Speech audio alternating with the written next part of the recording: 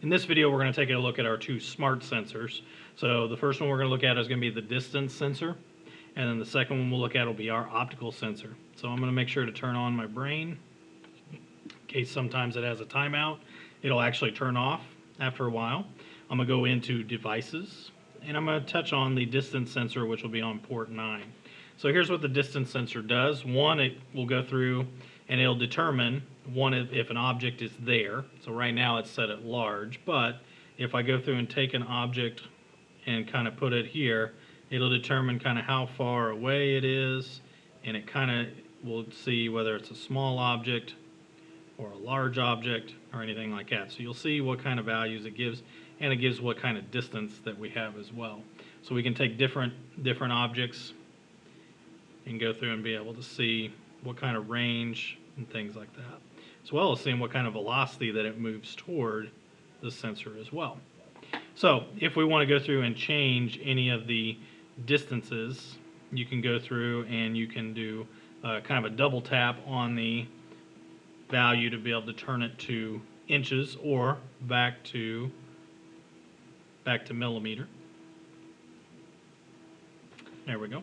And so it may take multiple taps or even a kind of a hold and release.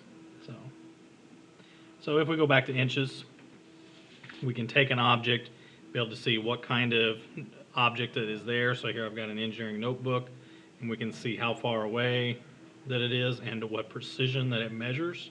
So you can also see as I'm going up toward the ceiling what kind of reading that I would get, and this is what it gets when it reads the ceiling here in the classroom. So that's the distance sensor. This is a combination analog because we're getting a range of values here, but we also get a little bit of a digital sensor because we're also seeing does it have an object detection? Is an object there or is an object not there? So that could be a 0 or a 1 as we go through and we start to look at what are some of the sensors. Do we detect an object or do we not? So, but then we get an analog sense by some of the values it's returning. All right, I'm going to go ahead and move now to the optical sensor. So the optical sensor allows us to go, I'm going to go back to the ports. Port number 2, here is our optical sensor. I want to make sure all my cords are out of the way here. So right now, distance, it says none. And then here again, this is kind of much like the distance sensor. It's got a digital kind of sense where it's just seeing, it's like, all right, is the object near, or is it close, or is it none? So a little bit of kind of, is it far, or anything like that. So here you've also got brightness, LED brightness. You do have an LED, which you can have at different power levels. The LEDs provide an output as well. So, but it's just to help the sensor to be able to read, and you can see it's picking up, like with my hand, the different changes in color and things like that, especially as I get closer or further away. So if I go through and place an object, like for example, this calculator, it gives me kind of what are the colors that it's kind of reading at, and also kind of what distance that it's seeing as well.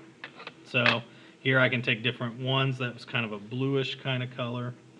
This is more in the black with the remote. Here's more kind of the white. Here they also show the brightness and everything as such. And I can also go through and take some of the other objects as well. So like an engineering notebook to see what kind of color. It really picks up this notebook color really well. So in that teal kind of range, which is kind of like the color that we have. All right, so that is the optical sensor. It's going to go through and be also an analog and a digital sensor. And so that's going to go through and help us, one, note what kind of color, and then also you can set things like the brightness level, what kind of values do you get, as you go through and you look at those. And that's kind of what we're dealing with these smart sensors. So this pretty much finishes up activity 311. So as far as how it's written, if you want to check out some of the other things, I know in the 3-wire ports, we can also check for our servo motor. Our servo motor is plugged into port B. So to make sure that it is functioning, we can cycle through. Really, when we get to the power, you can go through and you can see, and as you cycle through the different options, you're going to get some movement from our particular servo motor.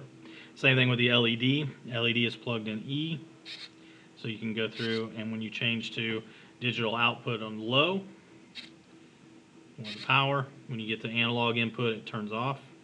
When we're on digital input, it's off. And then when we go to digital low, it'll go to 1. So again, we're assuming that there's a signal out, and that's why it's going to turn on. So the servo, you'll see, continues to go through and respond just based on some of those value changes. But those are the last two sensors, or outputs, I should say, that we have along with the sensors that we've covered in the video. And this is going to finish out our video series on the new V5 test bed for activity 311 inputs and outputs.